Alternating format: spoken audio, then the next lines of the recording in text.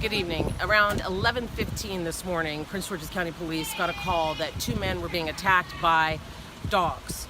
Our officers rushed to the scene. When they got to the scene in the 6500 block of Hillmar Drive, what they saw was two of the dogs in the process of attacking a 52-year-old man in the middle of the street.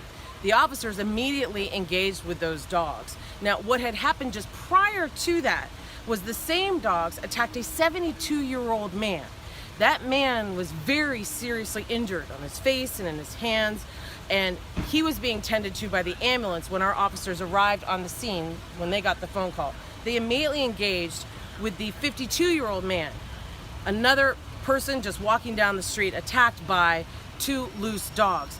The officers described seeing the man was trying to get on top of a car that was in the middle of the street to try and get away from the dogs. The dogs kept ripping the man off of the car and down into the street. The officers were able to get a dog pole to get one of the dogs away from the man, and then the second dog went into a nearby yard.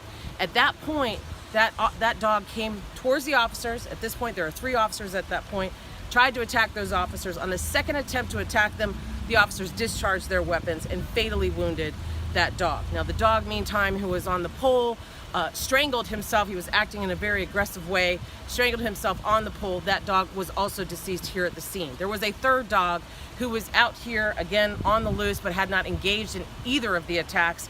He was taken into custody by animal control. As far as the two victims, we had the 72-year-old man who was standing at a bus stop, according to witnesses. He was attacked by the dogs and dragged down the street.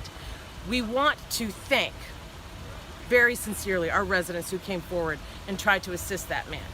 From what we understand, there were several people, to include teenagers, who tried to get involved, grabbed sticks, grabbed trash cans, tried to get the dogs off the 72-year-old man, but to no avail. We always want people to keep themselves safe. We never want them to place themselves in harm's way, but we do very much thank these residents for trying to help this man.